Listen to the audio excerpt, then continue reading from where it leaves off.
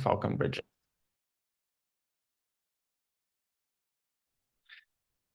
Awesome.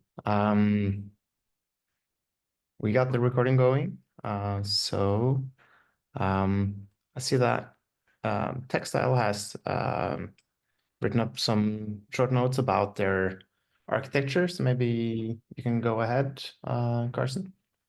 Yeah, sure. Can everybody hear me? Okay. Yep. Yeah, cool. So interestingly enough, I'm pretty sure Andrew hit like go on the launch button about 5 minutes ago. So we actually officially launched Textiles Basin product. Yeah, literally 5 minutes ago. There's a link in these slides to the website. But yeah, if you just want to check it out, it's basin.textile.io. But I thought it would be useful just to go over the general architecture that we're sort of adopted here. So Basin is IPC based, interplanetary consensus for anybody who's not familiar. This is like a hierarchical subnet architecture that came out of the PL teams.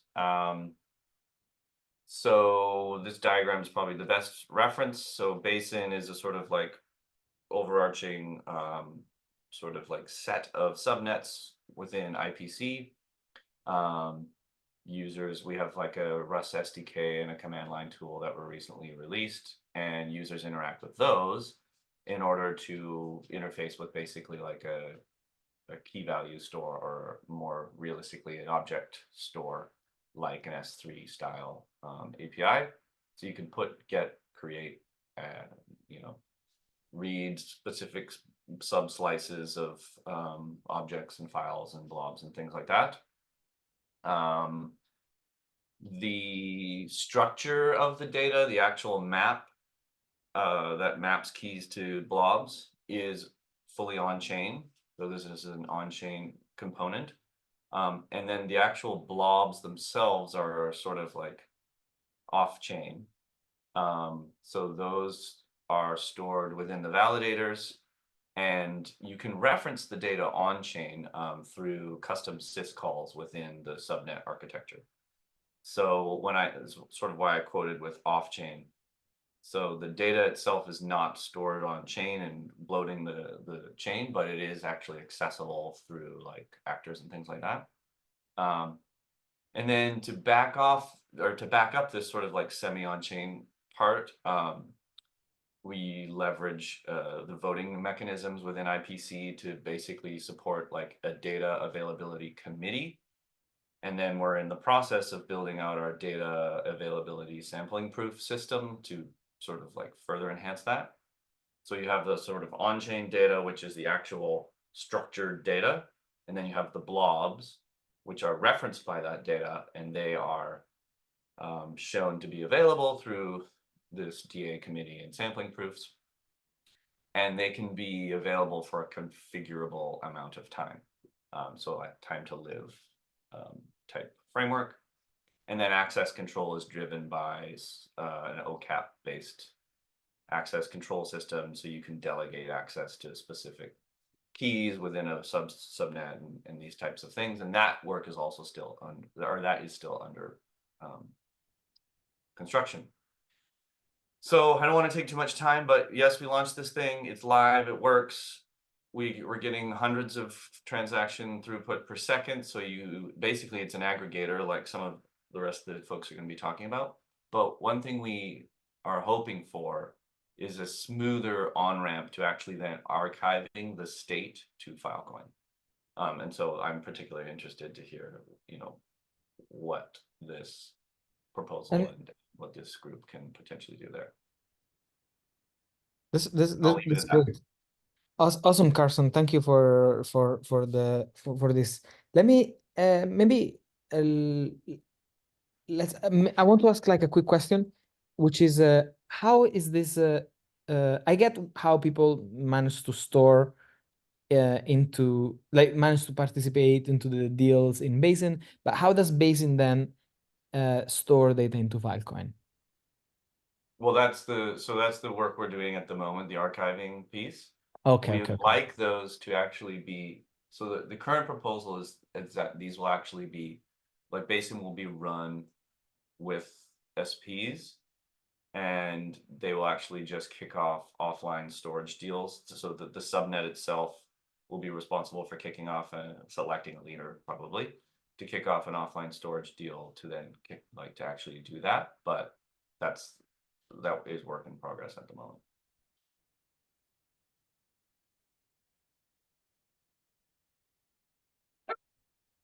Awesome. I think also EA Store has put up a couple of notes. Shawshank, maybe you want to talk a little bit, a couple of minutes about the architecture here. Yeah, so am I audible? I can hear you. Yeah. So just basic things about eStore. First of all, we are, I think, the only protocol making smart contract deals in Filecoin, currently in testnet, but we are making smart contract deals with the help of deal client contract. Second, our whole deal making process can be seen on chain. So it's from everything is a transaction deal making is so anyone can go to FilOz and see it. And third thing, we are a multi-chain protocol. So basically, it's not like you can make deal into Filecoin with having Filecoin tokens or being in Filecoin chain. You can make deal on Filecoin, store your data on small data on Filecoin for many of our 10 plus supported chain, which we have enabled with the help of Excel. So these are the basic things that eStore provides. Currently, we are working on retrievals so that any deal that you make, you are able to retrieve it with the help of Saturn. So that's a midway thing that we are working on. And the thing that I look forward in this meetup, the problem that I'm facing on going to mainnet from currently testnet is, first of all, on-chain aggregation in testnet, the deals are like very small deals are getting made because it is testnet, but in mainnet we need 32 GB sectors, so aggregation is needed, and that also trustless.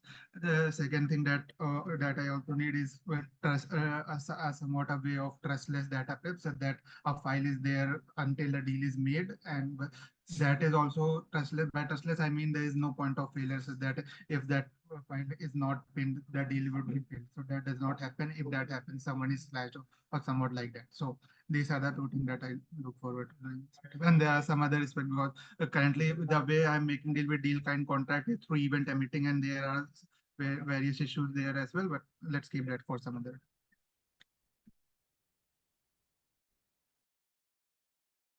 Thank you. Got a message from Julian that he was locked in a public place, so he couldn't speak right now. But he will post it in the chat if there's like any questions about CID Gravity and their architecture. Actually, before we move into the next, I want to have a question for Shashank, which is remind me again. You can only do deals. What is the minimum deal size that you can make? So currently, I'm making deals in calibration net through eStore, and there is minimum sizes like you should have a file size of 512 KB. That is the limit of verified deals in testnet. Okay. That is the minimum. Okay, so another goal is not just to create the link from one place to another, is to make sure that we can have smaller files than the files that so smaller data, smaller compy than the compy that the Filecoin chain allows. So we're gonna dive into this as well. But the thing is, like that 512 KB limit is because I'm making a single deal for a single file. If we are working on aggregation, then that would not be the issue, I guess. Yeah, exactly. I think that's how we get around that. Awesome. Let's jump to Lighthouse. Cool, yeah. Hello, hey everyone. So yeah, this is some architecture that I just put on. And key thing here is these 4 steps. One is that user have an option that when they upload data onto Lighthouse, do they want to do it through our SDK or CLI, or even through an interaction with the smart contract. And when they do that, essentially they can define the parameters. For example, how many copies do they want? How often does that renew? And how does the repair works? So all of those parameters can be defined. And then essentially we connect to the Filecoin miners through the Filecoin node, like Boost, and then make those deals and then give back the proof, pod side proof back to the miner. Although the proof is given back through the miner, through to the user via an endpoint, but can be verified like on chain by running by checking the pod side on chain as well. But yeah, the key functionality here is that user can come through whatever interface that they like, and then we give them the proofs to whichever place that they are on, be it in future smart contract or through our SDK as well.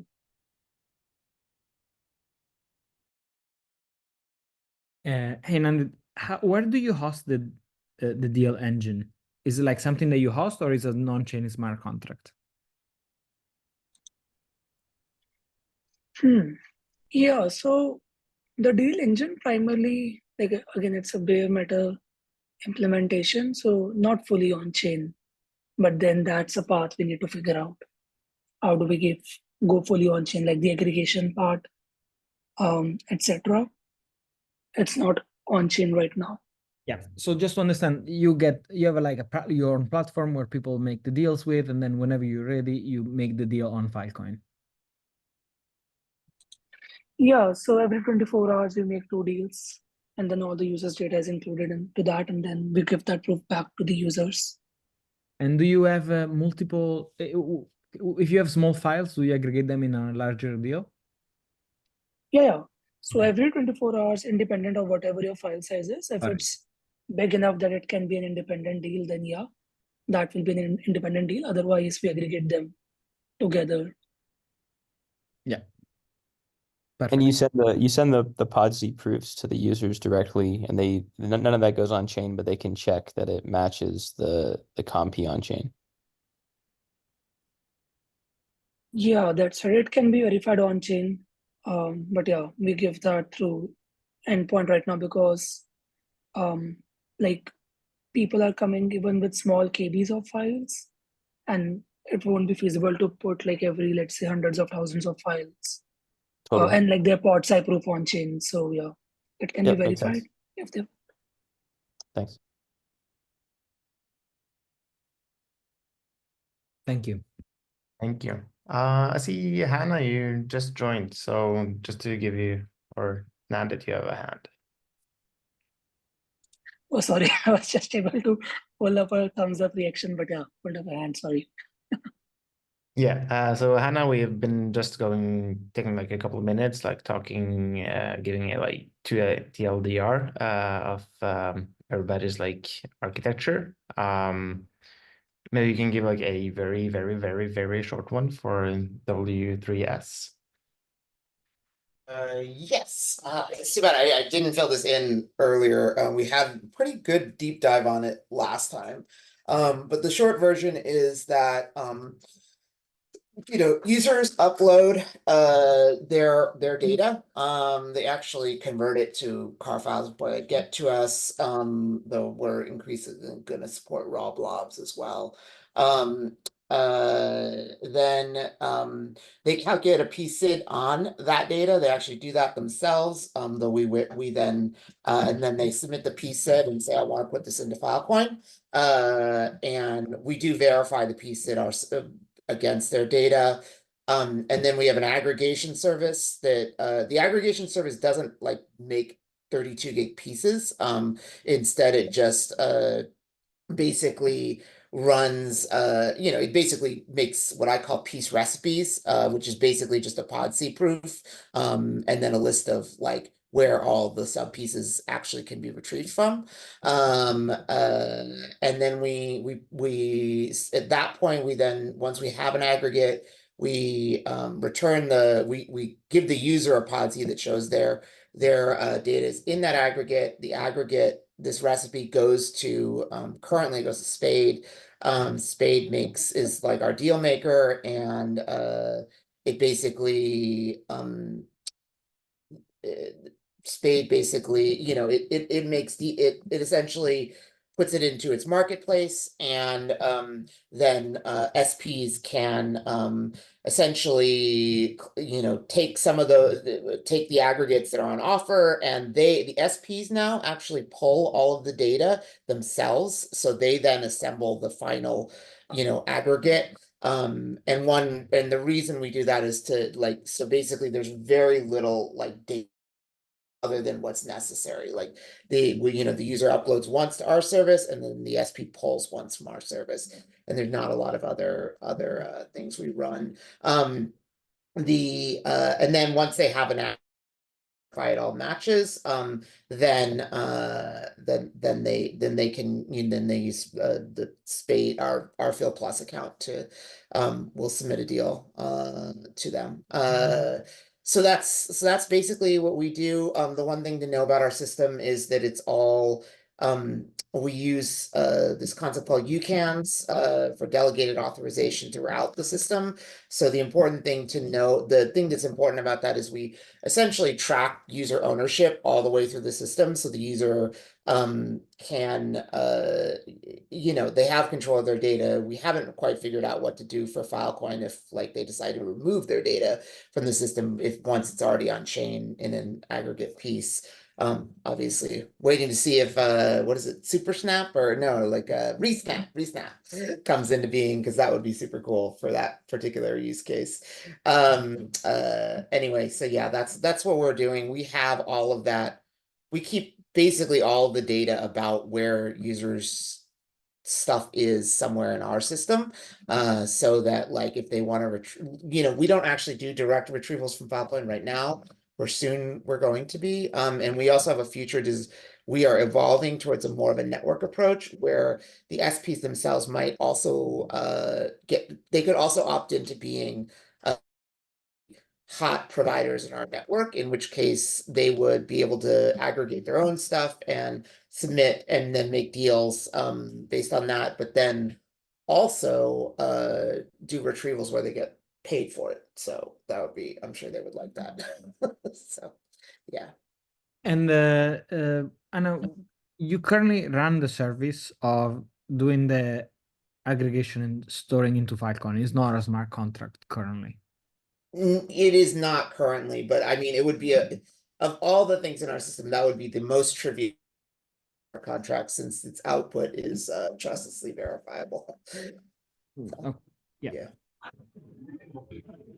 Yeah. Also, can you tell me, you provide POTSI to users, right? So how can user get that POTSI?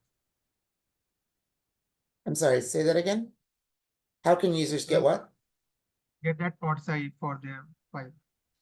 Right. It's actually, the way it works is when you upload, basically, when you upload data into our system, we actually give you, we say all of these actions are going to be performed on your behalf. And when they are done, here is where you can retrieve the receipt for what happened.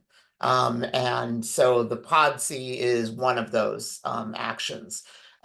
So we've actually now separated out the uploading of an individual piece of data from the triggering, I want to put this on Filecoin.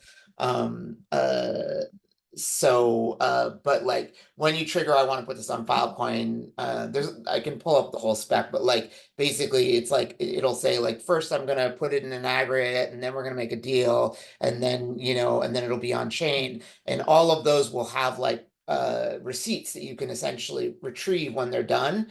And the client software that we use will wait for them to tell the user exactly where it is. And then they have a record of exactly what happened with their piece, with their data on the way into Filecoin. And again, that's all kind of part of this UCAN system we've built, which what it's worth, if folks are interested in UCANs, there's a public spec which covers both the thing that most people are familiar with, which is called delegation, which is basically passing around authorization in more and more limited scope between for a particular user between decentralized services. And then there's now UCAN invocation, which is a mechanism for actually essentially invoking it's an RPC protocol basically for for invoking things that then invoke other things and then tracking how all that happens. So yeah. Okay. Oh, and yeah, so you also take in files, and once they reach a certain threshold, then you make an aggregate, right? Yeah. Once we'll make the aggregate once there's enough. I think we may have a timer on it too. I'm not sure.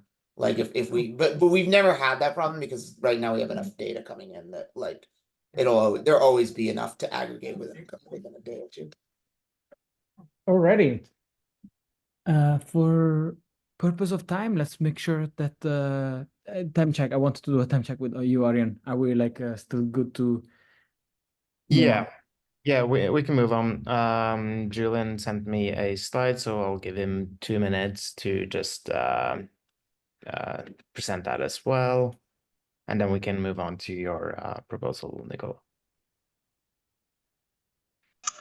Yeah, sorry, the place I'm here is really like crowded, so that may be noisy. Let me try.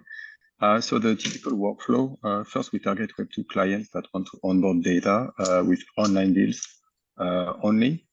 So the way it works is like you have on the left side, you have the client, the data owner, let's say, is just doing Web2 typical, it's web dev interface. So they just write and read to this web dev interface. They have no knowledge about Filecoin. And what the gateway is doing is that the gateway is doing the data preparation and is doing the deal engine. So it's making the deal to Filecoin. All these deals are made, so the deal decision and the policy, how to onboard data, is defined in the CID Gravity. So people managing the gateway, they create in CID Gravity their onboarding policy. And then when the gateway wants to send a deal, is just asking the online service, so the CID Gravity platform, for who is available right now to accept this deal based on my policy. Return the name of the SPs, and the gateway is placing the deals this way. The gateway and the deals are not going through CID Gravity, it's just going from the gateway to the storage providers, and the other way around for retrieval. Nothing is going through our platform except the deal matching. Thanks. I think we then can move on to you, Nicola. Perfect. Maybe easiest if I share the screen. Yeah.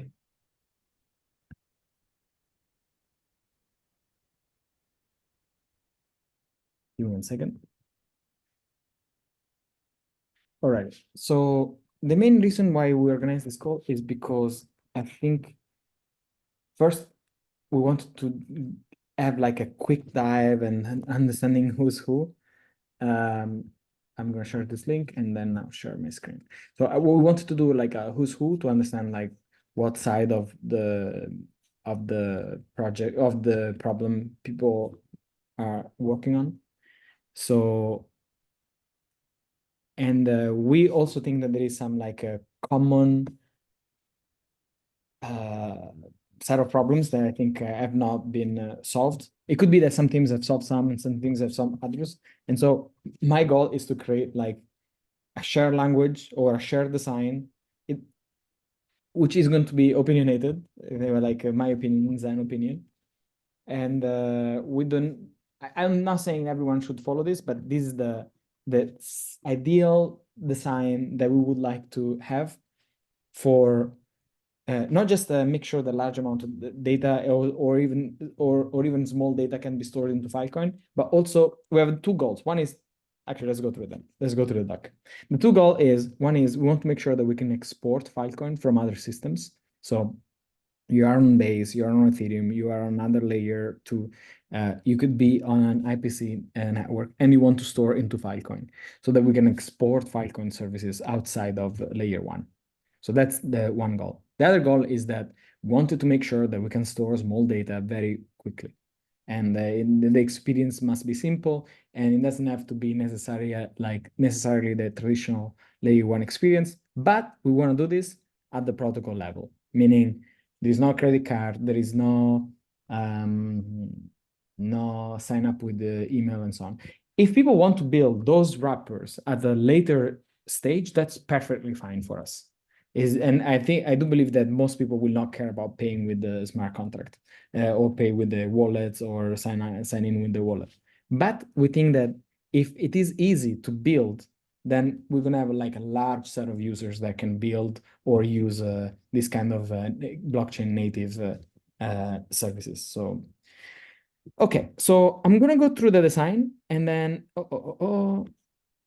don't care. I'm gonna go through the design quickly. So I'm gonna go through the set of participants and then I'm gonna walk through the design. And feel free to ask a question anytime. My goal is to make sure that everyone is on board. So let me introduce the different actors. One is the client. The client wants to store the data. We have this concept of an agent, which is someone that stores the data on behalf of the client. Most times it could be the client themselves, but it could also be that it is someone else. So we are trying to be like very specific about the different roles, but we believe that some of these roles are being done by like single parties. Okay, it could be the client themselves being the agent. So the agent gets the request from the client to store the data on behalf of someone else. Then you have the concept of the buffer. The buffer is nodes that store data for a particular period of time until it gets stored into Filecoin. Let me give you an example. The client tells the agent, I want to store this data, and then they disappear. If they disappear, there's no way to get data from the client. So the data must be given to someone. And so this someone is the buffer. The agent and the buffer could be the same role, I agree, but for simplicity, we're just gonna separate them. Then you have the storage provider. This is like a Filecoin storage provider.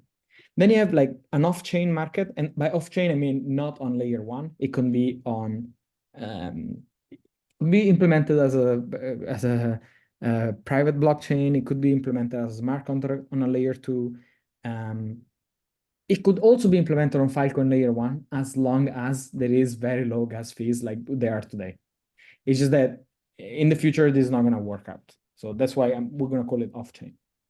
Then there is the miner actor, which is the actor of the miner today in Filecoin. And we have this concept of a bridge actor, but we're going to go and discuss in detail what this means. And then we have the bridge. The bridge is a way to make the off-chain market and the layer one Filecoin communicate.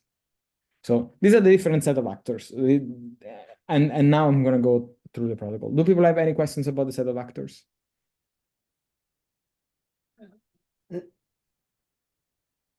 No, go ahead. Okay. Let's just go over like the first part is optional. We don't have to have agents. We don't have to have buffers. But this is the like a big stroke sketches saying that the client is going to engage with an agent, and then the client tells the agent tells the buffer to go and get some data from the client. The buffer gets the client either uploads or gets the data to the buffer. This is like unspecified. One day it would be nice for this to be a protocol, but right now we call it optional because we just assume that from now on, the agent, the client, and the buffer are the same node. Anna.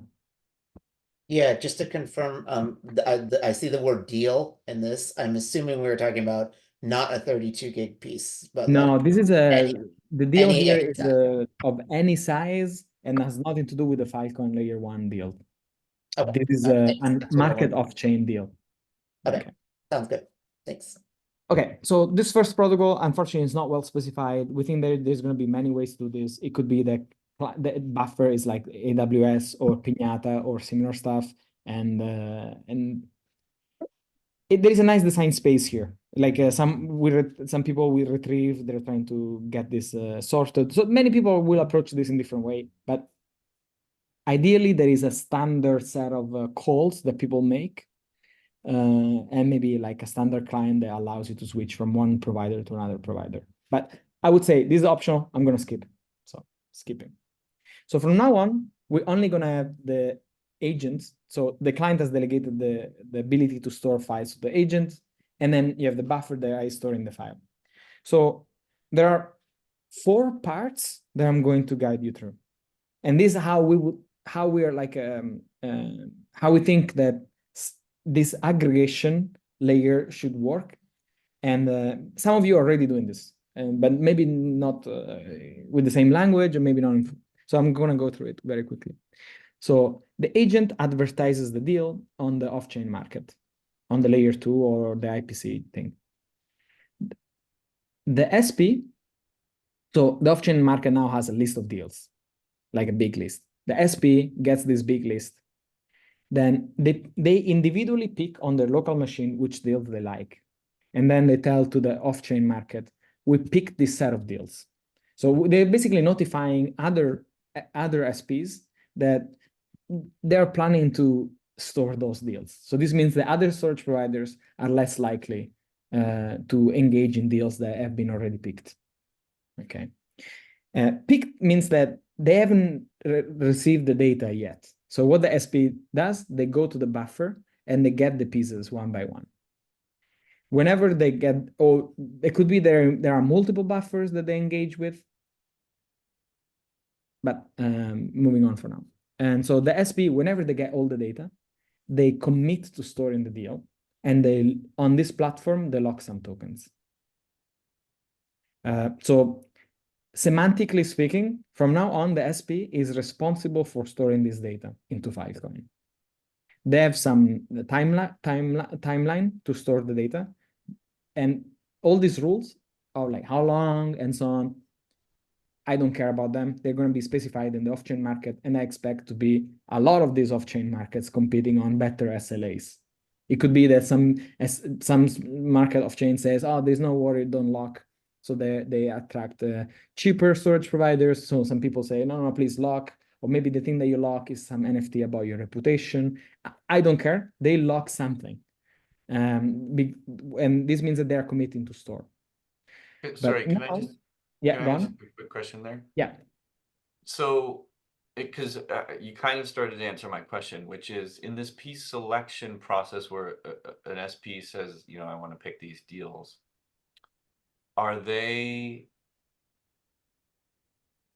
like, is that being matched by price or like other competitive metrics? They get the list, and then right now we haven't really right now they just get the list, and we don't define the structure of a deal. So in theory, it could be anything in the deal, but there is another effort where this called not attachments. Stephen gives them a name, but it's basically like claims about so for example, you as a storage provider, you can say, I only accept deals from Europe. And you as a deal, you can say, I only want the storage providers from Europe. All of these claims, it's something that it's like outside of the scope of this protocol. But you could think that whenever you get deals, you get the full list. And when you pick, you run an internal matching protocol. And if the market implements some claim system, the word is not claim, sorry, I don't remember exactly. But if there is some sort of claim system, they cannot, if there is some sort of like extra metadata about the deal, then they cannot commit to the deal. So for example, if the SP doesn't have that, you could say, I want to give this deal to every SP that has the NFT of blessed by the European Commission, or stuff like this. So I think that that's like in a way is some special rules that the market will decide how to implement, but the protocol will still remain the same. Got it. Okay. Yeah. So that's left as an implementation detail to the market. It's more like a future protocol definition of these claims, but yes, it's an implementation of the market. Okay. Okay, so the deals are committed and we're done with this piece selection. So as you can see, there is no concept of an aggregator here, because the aggregator is in a way the market off chain that is advertising the pieces. Data don't move to an aggregator. The data remains in the buffer, and so on. Okay, now we need to make sure that the storage provider stores the sector into Filecoin. So what they do, they generate a local comd. They generate all the PODC proofs, and then they post all the PODC proof to the off-chain market. So that there is a guarantee that every user that care about knowing this, they see the event of PODZ proofs being delivered. And of course, these PODZ proofs are big, and it could be that it works out well on the layer 2. This is definitely not possible in the layer 1. It would explode. So state would explode. The alternative is that in the future, this PODZ, someone can generate a snark about all the PODZ, and so people have like a guarantee that the data is stored in a sector. But what I'm trying to say is that this is for later. For now, we're going to specify that they're sending here Merkle tree inclusion proofs of basically PODZ proofs to the market off-chain. Then what they do, they prove the sector on Filecoin layer 1. So now we are in a state where the market off-chain, there is a commitment, and there are the inclusion proofs for a COMD. And then there is the market on-chain that has the sector. And now we need to bridge the two. So the way we're going to bridge them is by using bridges. And I'm going to make a small digression on oracles later on. And this is going to work like this. The SP tells to the Filecoin bridge actor that they have stored the sector with this root, with this COMD. And ideally, this is like a batch. This proof sector and this sector are like batched together. Because right now we don't have COMD on chain. The only time COMD appears on chain is at the time of proof sector. So it could be that this becomes like a proxy smart contract. Or I think, sorry, I'm wrong. Forget what I just said. The way we go around this today, so in the future we're gonna do that. We're gonna work around the fact that the COMD is stored. I think soon we're gonna have the callback from DDO that says that this particular piece is being stored.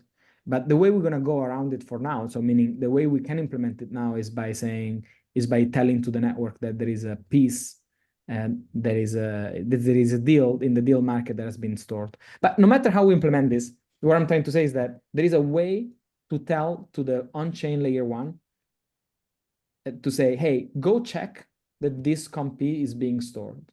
The layer 1 checks that the COMP is being stored, either through the DDO events or by looking into the market actor and so on. And then if this passes, the Filecoin bridge actor sends a message to the bridge. In this case is Axelar, for example.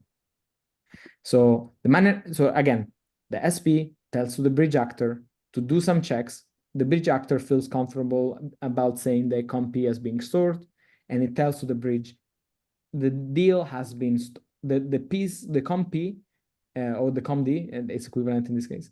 The COMP has been stored, and then the bridge sends a callback message into the market off-chain. So this mechanism here, like the bridge confirmation protocol, is basically a protocol where the SP convinced the layer 1 to send a message to the market off-chain. From this moment onward, the market off-chain knows that the deal has been stored. And why do we do this? We do this to make sure that the market off-chain is not gonna slash the user. We want to make sure that the state from Filecoin is always presented well on the market off-chain. So do people have questions about this? Because right now we just showed that we store the data. Now we want to show that there is no fault in the data. So we go into the next phase of the protocol. Sorry, I'm just want to clarify. I'm asking a bunch of questions in the thing. Like, you can, I mean, there's various ways to find out by just inspecting chain state that, you know, a sector has been proven. Yeah, but how do you tell to the market off-chain? I mean, I guess there has to be somebody who in the market off-chain runs some process that watches the Yeah, but chain. how do you trust that that data that is on the layer 1 that this guy is claiming to be correct is correct? I mean, the layer 1 state is public. The layer 1 state is public, but what I could do, I could bring some fake data from the layer 1 into the market off-chain. The market off-chain doesn't have any way to verify that information. So the market of chain doesn't have any state about the market of chain is stateless. And Yeah, basically, I don't like to phrase it another way, Hannah. So like right now you are the L2 basically, with like W3 storage. And like you read the chain and you're like, great, I read the chain. Like I trust it. It's the chain. Like it's there. That makes sense. But if like W3S was built, or like the function of checking like that something happened was built into one of these like existing blockchain L2s, then like there's a built-in security model there where like, you know, the only thing that you know about is something that somebody sent a message about. And so that then the bridges are doing just what you're saying. They're watching the chain and they're and exporting. what you're doing, you're acting as an oracle. You can have a trusted party, and I'm saying the trusted party in this case is the bridge. I understand. Yeah. That's fine. And this doesn't have to be done. It makes 100% sense. I just was like confused. Yeah. So the way the correct way of doing this is not by having bridges, but by having oracles. So the layer one doesn't send any message through a bridge, but the user goes into the market of chain and say, look, the oracle gave me this proof. We can do this once we have F3, but today we cannot do it. So this is the best thing that we do. It's fine. Yeah. Okay, so this is the design. This is the core of the design. I want to spend like some extra minutes because this is like this is most of the conversation that we're gonna have today. Like this is the core set of ideas written in here. I'm just gonna go next, so we're done, and then we can focus on more questions. So from now on, we want to make sure that the data is being stored. And so in theory, we could have the SP tell to the bridge to every day to the market of chain that the data is being stored, but it's going to be very expensive. Like we don't want to do this. So what we're going to do, the agent is going to monitor the chain. And if a sector has, like for example, wasn't proven, or if a sector has been lost, they send a complaint to the bridge actor. And the bridge actor checks if the sector is still active. If the sector is still active, nothing happens. If the sector is not active anymore, so is either offline or has been terminated, then the bridge actor sends a message of like a complaint, the complaint succeeded through the bridge, and the bridge, same idea. If it's not a bridge, it's an oracle, and the bridge confirms to the market of chain that the data is not there anymore. So this only happens if the data is lost. If the data has been stored throughout time, through the entire phase, then the SP data is the SP thing is gonna get unlocked and everyone is happy. But if in case the SP is not storing the data, then the agent can always call this complaint protocol. So this is the end of the protocol. So there's the delegation to an agent to the buffer. There is the piece advertised, the piece selection, then storage into Filecoin, and then the confirmation through an oracle or a bridge. And then there is a complaint protocol to make sure that in case of faults, these faults are reported.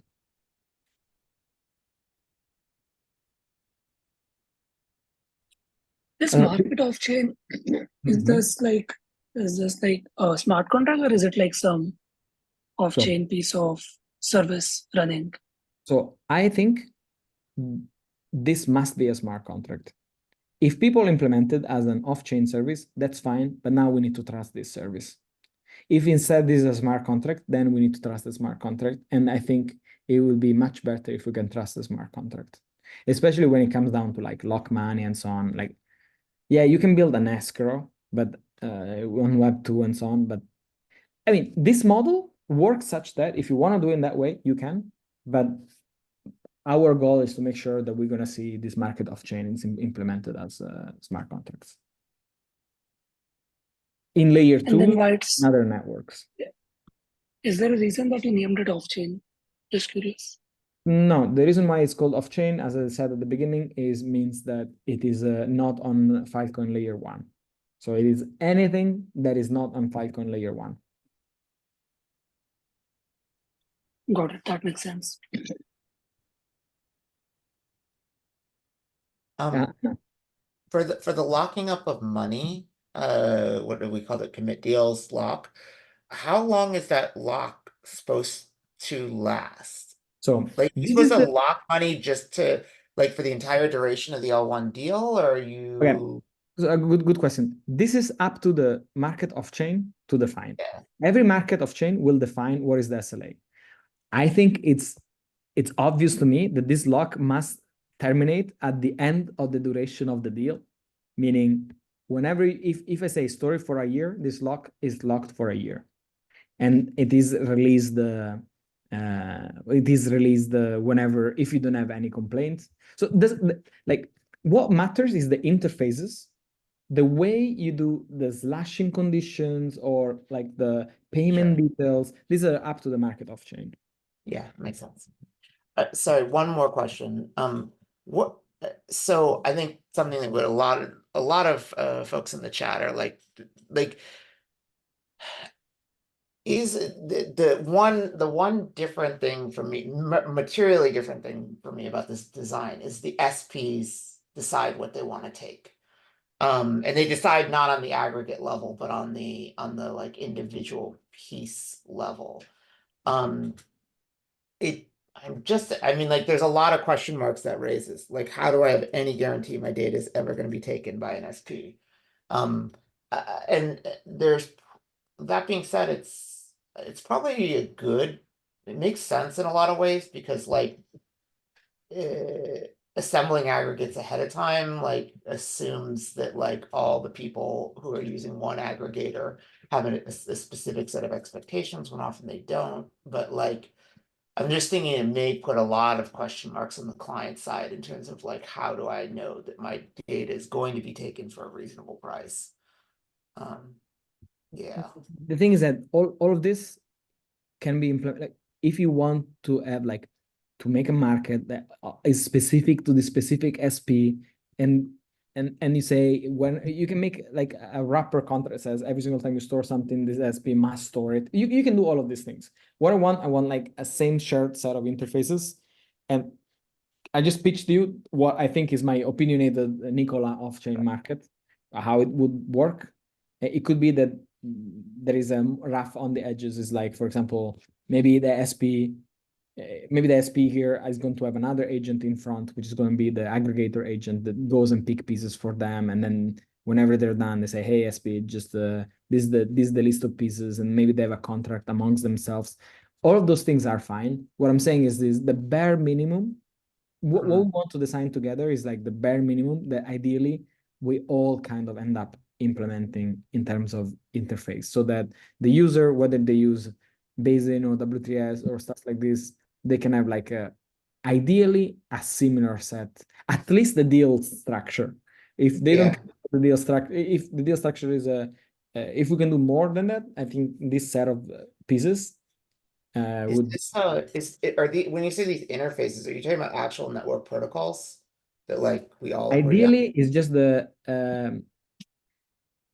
there's no network protocol here request except the get piece. So, and I think this can be implemented in many ways, but beyond this literally the smart contract methods. Right. Okay, so the smart contract methods, but there's still like, I mean, the smart contract methods, are we saying that like they're a universal set of smart contract methods? I think that there is an interface for the smart contract methods that we can all agree on, which is basically the deal and the messages that. So for example, if an SP wants to know from a market what are the deals, is the same thing as saying, I want to know what is the list of all the NFTs in an NFT registry. So what I'm trying to say is, ideally, we all have, every NFT registry has the same APIs. People can make lazy minting or all this stuff, but at the very end, there is approve, transfer, mint, and so on. And ideally, the off-chain smart contract has advertise deal, pick deal, commit, update, and then it has like a deal stored callback and a complaint succeeded callback.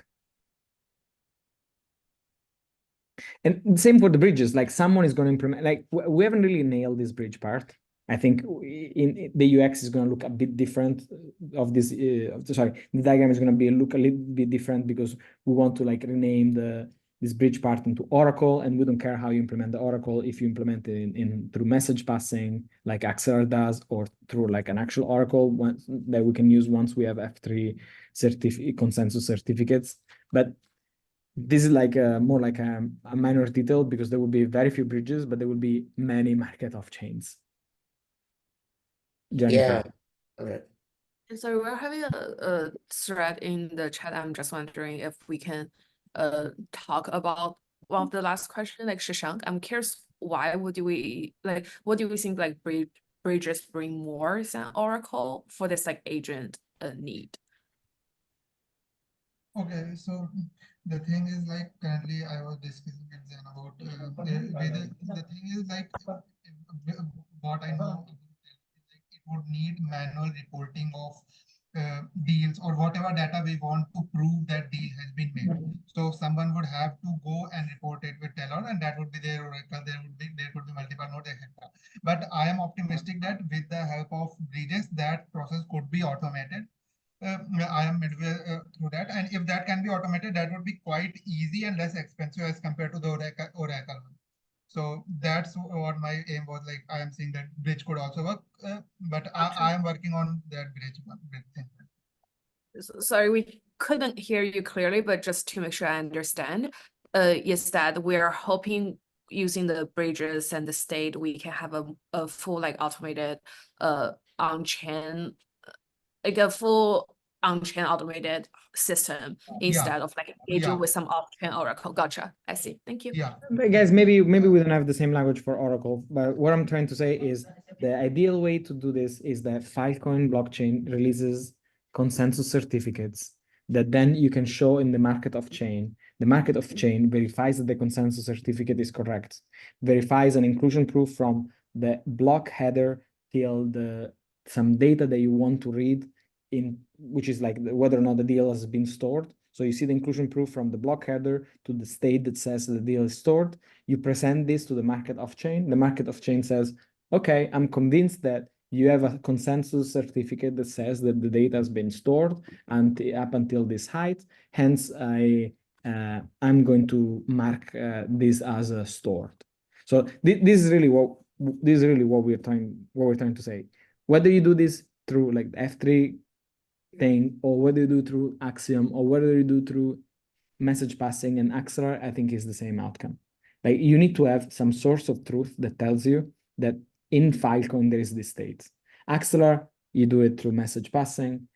With F3, you will show an inclusion proof. I think at the end is the same. And I expect market of chains to pick whatever they like. For example, Axelar maybe allows them also to bridge tokens over, and maybe whenever they lock, they want to use Axelar for locking tokens from Filecoin. Or I don't know. But what we will do, we'll probably like reorganize bridge and call it. So what we're gonna probably like remove bridge here, and we're gonna have into the market of chain a like verification, a state verification subroutine that anyone can call. But yeah, this is a minor. I don't think we should like spend the next 30 minutes on this. Yeah, I'm thinking like if we only care about the source of the truth coming from Filecoin, that the data is stored, and Oracle will be the way that like if something is stored on Filecoin and generate the proof, and then there's a trust agents looking at the chain and then generating the content and then putting the other chain for other people to trust it, and that would be more like how it should work, right? Like because using bridge, it feels like we're passing some information to other chain and we're calling, invoking something on another chain.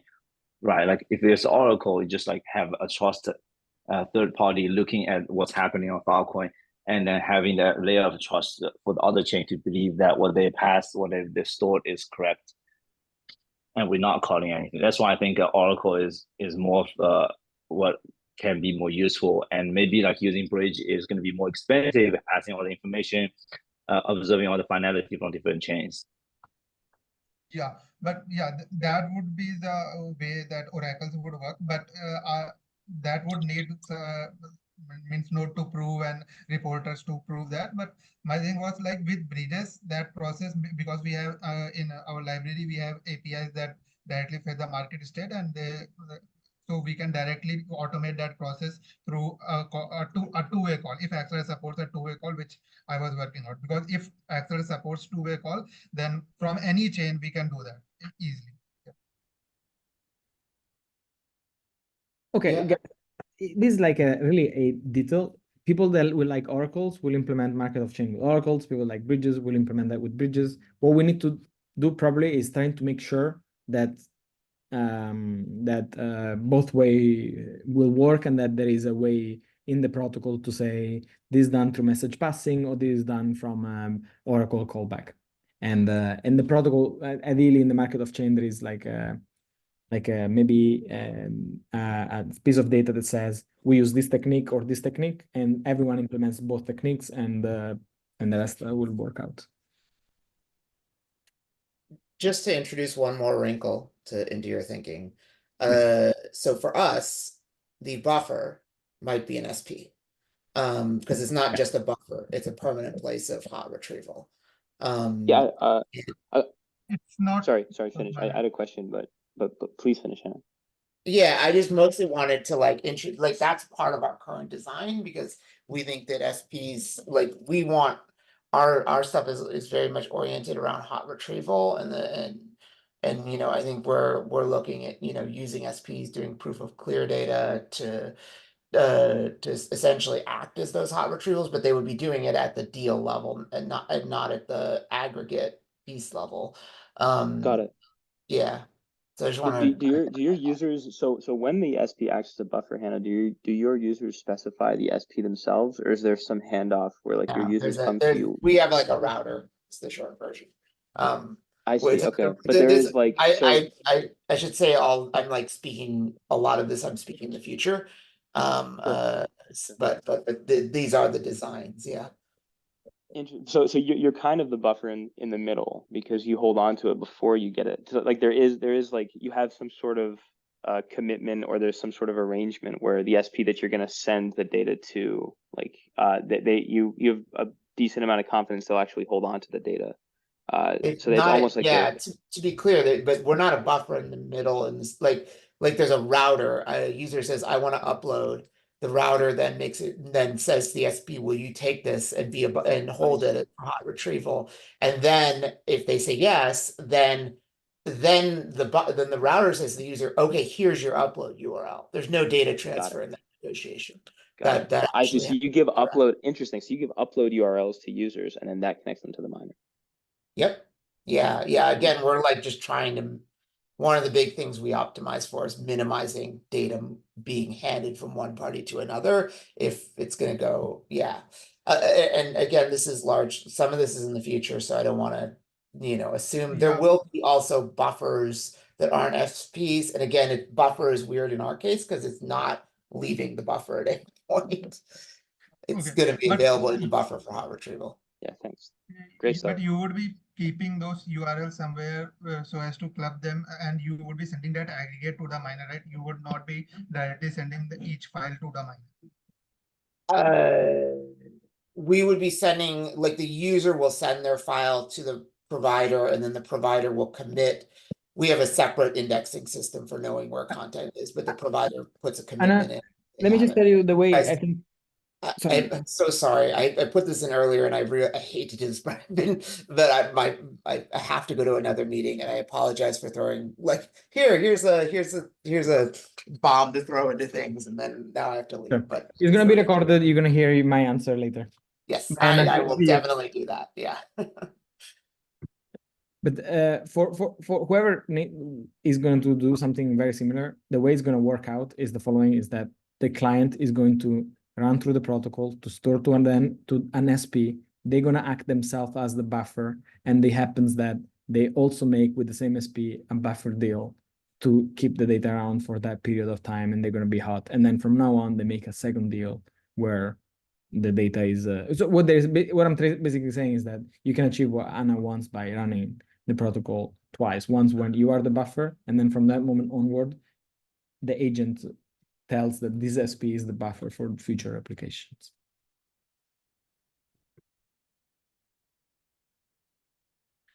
Yeah, or it could just be that maybe deal that we have with the SP is just a buffer deal. And with the introduction of POCD, I think this could be an example of users that POCD proof of clear data.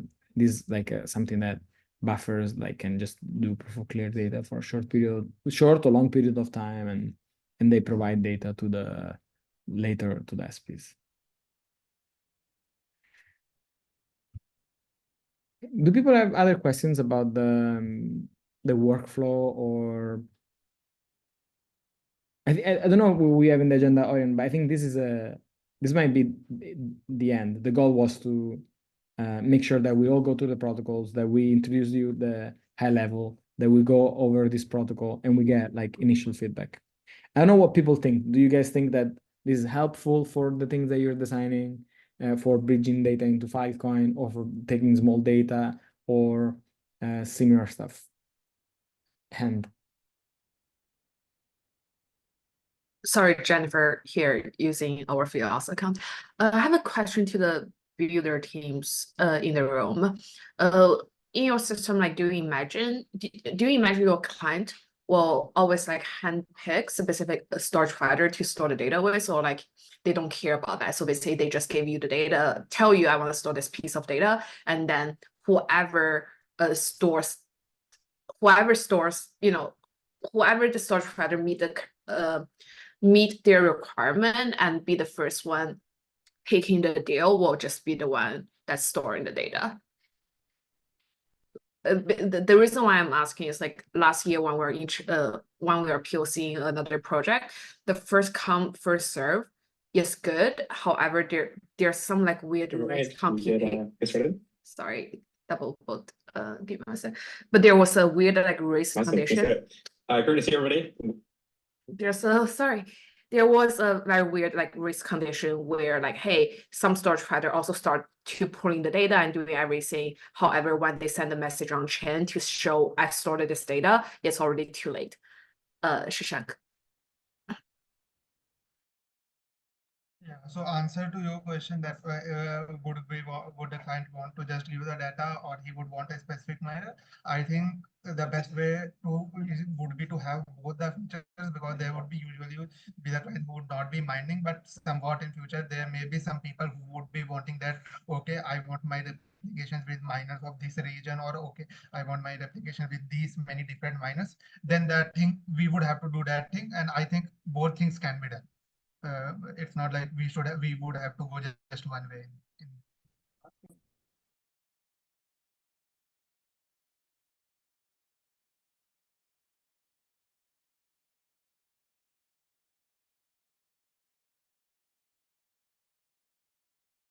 So Carson, I was asking you in chat, but since Yeah, sorry, I'm just reading it. yeah, no worries. I could ask it out loud too. Yeah, ask it out. Let's just do that. Yeah, but basically, the way I see it, what you're looking for is like you have a hash of some data blob, which is like this data, which is, air quotes off chain. And you would like, if I understand right, you would like to be able to just send this hash to a contract, and then that hash's data just kind of magically gets stored on Filecoin, like after you like communicate that should be stored. Is that a decent Well, I mean characterization? that at a high level, that sounds, I like the magical part quite a lot. But realistically, this subnet will have this, like, they have the data, so it'll be generally more than like it'll be big enough for a full deal. So yeah, I understand. Yeah, aggregation doesn't matter for you guys. It's more about the automatic like smart contract deal making and the bridging. But the deal sizes are going to be huge because you'll just chunk up the data like big. yeah, exactly. So really, it's more about like, and I'm running we're running in a subnet, IPC subnet with like that is anchoring to Filecoin. So in theory, like an ideal solution would be just that the subnet passes a message up to the root, like the parent network that says, hey, we've got data, please kick off an online deal for it. And then the SP, you know, some SPs are like, I'll take it. And then the subnet nodes themselves just ship over the data. Yeah, brilliant. Yeah, I think this fits pretty well into this model if you, I don't know, move some boxes around. But yeah, go for it.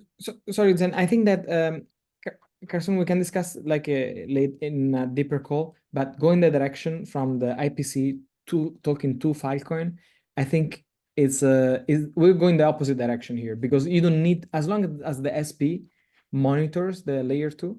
I don't know what your model is, but as long as the SP monitors Basin, they can act as the bridge from Basin to Filecoin. You don't have to use. That's what we do here.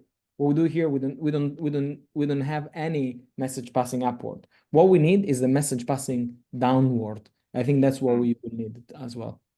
Okay, that's interesting. So the SP would be like, whoa, cool. The subnet's ready for a deal. I want in on that. Yeah. Yes. Which is here. Like they read the subnet. Yeah. They pick the deal. They commit to the deal on the subnet. Whenever they're done, they prove the sector on the layer 1, and that's the bridge. So you don't need any special message passing, because they can do the message passing themselves. But now you want to make sure that the main chain tells to the IPC that data is being stored. Yeah. I think we can do that with parent top-down message passing from Filecoin, so we could avoid the bridge. Yeah, that would be amazing. But to me, we're gonna design these interfaces such that is the oracle. The layer 1 happens to be your most trusted oracle. You don't need to have an F3 consensus. You don't have to need a bridge. You just use the message passing from layer 1 to the IPC. But I think the interfaces will remain the same. It's just that in the market of chain, I think why this is the thing that we need to work on. In the market of chain, there is a subroutine that says verify proof of deal, and the proof of deal can be done through oracles, through bridges, through message passing from the main chain. Yeah. Okay. All right. That's making more sense to me now, actually. Yeah.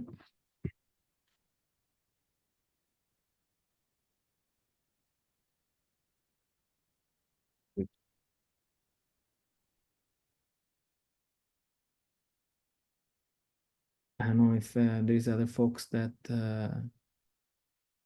they want to bring up some topic, question, or feedback for this. I guess I had it's not a very important question, just kind of curiosity. So I've been looking at on-chain PODC verification, aggregation stuff, and I'm using code from like a Lighthouse repo. I was wondering, Amanda, do you guys, you were saying there was maybe a path where like you actually exercise that code, like users can like validate it on chain, or is that stuff that hasn't like landed into your product yet?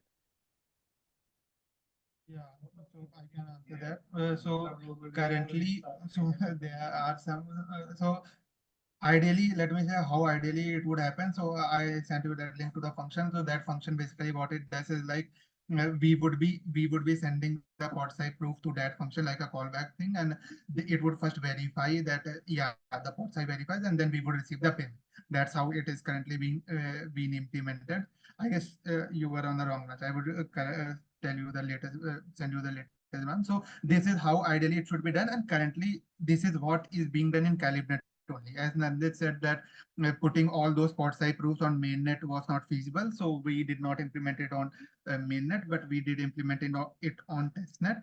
But there was so you can look you would look into the code and you would understand that how it should ideally work. But currently it's not working on mainnet. In testnet also there was a certain bug, but yeah, you would get the gist. Cool, that makes sense. Do you, if anybody has like information, like if you guys have information about how much like gas costs, or I don't know if you did any like gas profiling on that stuff, that would be like useful to share. It's kind of hard to get, so if you don't have it, it makes sense. But actually, this is really useful for another project that we're running, which is called Proof of Clear Data, where we're trying to evaluate whether or not we can do inclusion proofs on layer 1. So if you already have the code for verifying SHA in PODC, basically, if you have proofs for verifying PODC proof on chain and know the gas, it will be double helpful for this project and for POCD. Yeah, okay, we can do that, but currently I can send you those testnet transaction, but as we recently figured out that the premium fees was quite large because it was getting a default value, so it is implemented like that only. So I would have to look into that, what would be the minimum one, and I can It should be fine though. Moreover, It's just the gas. It's just the gas that matters. The premium, because the premium is just per gas. So yeah, even sending those TXs would be useful. Okay, I would be sending .tx video. Also, the second thing that I shared with you, that on-chain compy creation from peace deals to the final compy, there was certain bug that I told you there. It was, if you can figure that out now, that could be an alternative, and in my opinion, a better alternative than Corsair verification on-chain.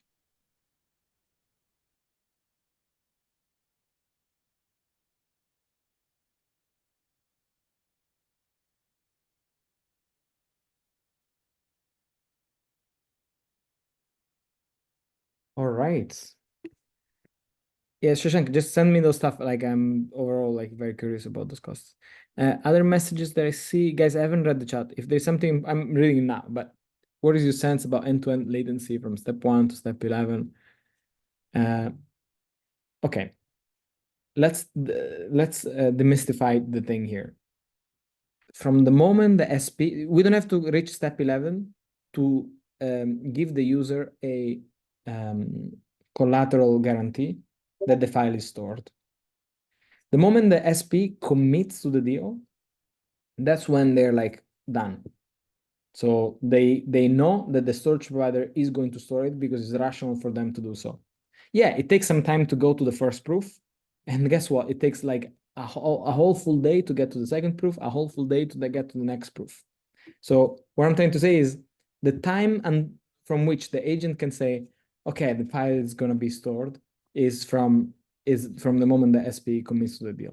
If you're not fine with this economic guarantee, then you're not fine with Filecoin in general, because the SP, the proof don't give you like any guarantee that the guy is not gonna like drop it anytime. So what I'm trying to say is the moment you have the commitment to the deal, the SP is on the hook for not losing your file. Whether they do proofs or not, they are on the hook for not losing your file. So it's not that they're not going to be on the hook for not losing your file at this point. So they're going to be on the hook from this moment. Now, from 1 to 5, I think is going to be super fast because the agent advertise the deal, the SP picks the deal. Then before you commit. So I don't know really how long this will take. If you want to do the full thing, and if you assume snap deal, it can also be fast, but we're talking in the order of like a few minutes for sure, maybe more, because the proof, the snap deal proof takes I think 5 minutes to generate or something like that. And so it would be like 5 minutes until the data is until you reach this proof commit sector, and then this bridge stuff, if it is through F3, is going to be like immediate. I mean, I think immediate as long as we're in good network conditions. And if we don't use F3, I think this message passing is actually very slow. I think it might take like a few hours. But so that's why I'm like, don't rely on the rest. You don't have to have confirmation of all the rest. You have confirmation the moment someone locks the data.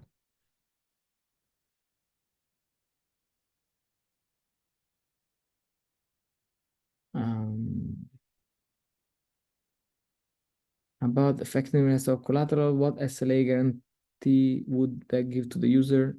They give to the user that, so whenever they agree on the deal is going to look like you're either going to lose this money or you store the data. So you're going to have that guarantee from this very moment.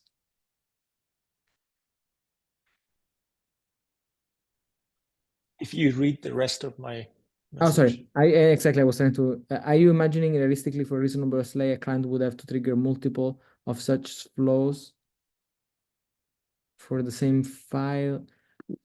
Well, I think the guarantee are the same guarantees that Filecoin offers. So you are inheriting that SLA, except that here you have an external locking.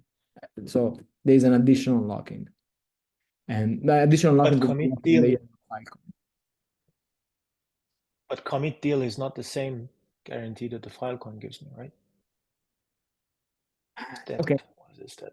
Let me show you a way for which you can implement the market of chain to give the same guarantee. So let's assume the moment you lose some deal on Filecoin, you lose $10. Okay. What I'm gonna do, I'm gonna do commit deal. They have to lock $10. These $10 are gonna be unlocked the moment they receive deal stored, because deal stored means that they are locking $10 on layer 1. From now on, from the moment they say commit deal to the end, they have locked the same amount of money, and they are giving you the same amount, the same guarantee. Economic guarantee.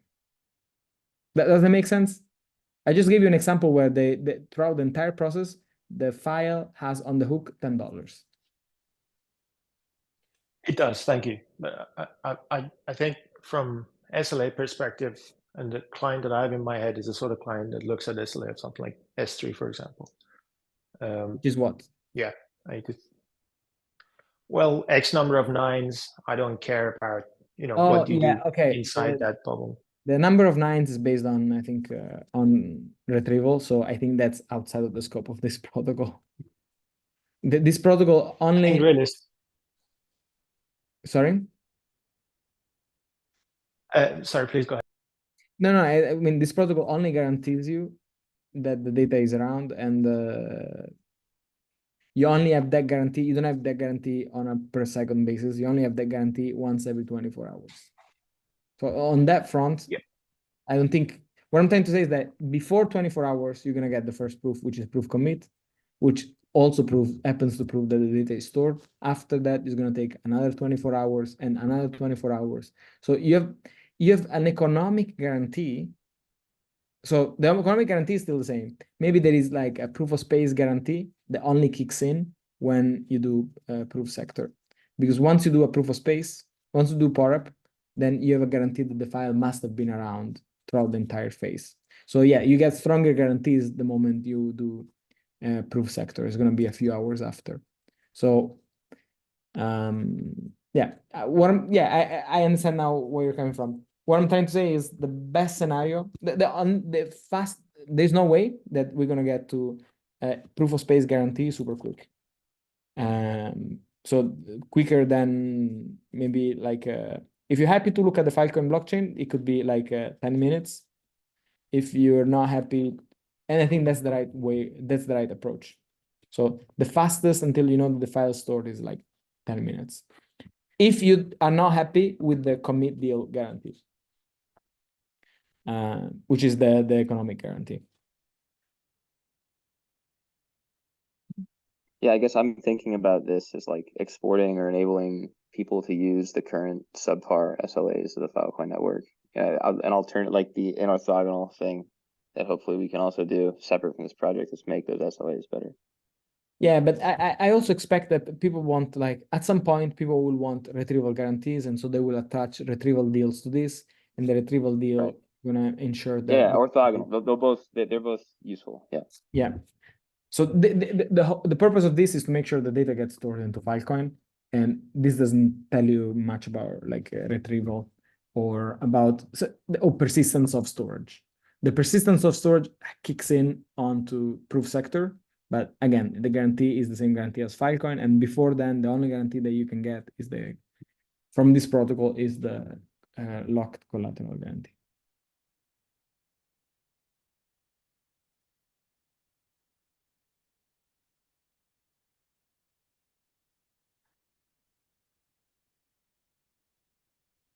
Alrighty. Let's see. Good. Okay, people, we reached, I think, the end. So the way things are gonna continue from now on is that there is the Onramp channel where you're all there. Zen is working on a prototype of this that hopefully is gonna like release, and you can look into it soon. And the goal is to try to get maybe some of you to try to use and help us working on clarifying what is the set of APIs that we should all converge on. It could be that we don't converge on the full protocol here. It could be that we just converge on the language of the Oracle or the language of the deal. That's fine. I think I would call it a win. And then if someone wants to implement something closer to this, we're also happy to support them. Our goal is not to ship our own thing. Our goal is to make sure that there is a way to export Filecoin into other systems, and then there is a way to store small data. And if there is your way, that's great. So let's make sure that you keep on giving us feedback. We don't want to work on something that no one uses. Like, be honest, and we care about you telling us whether or not you will use some of these or you will find some of these useful and so on.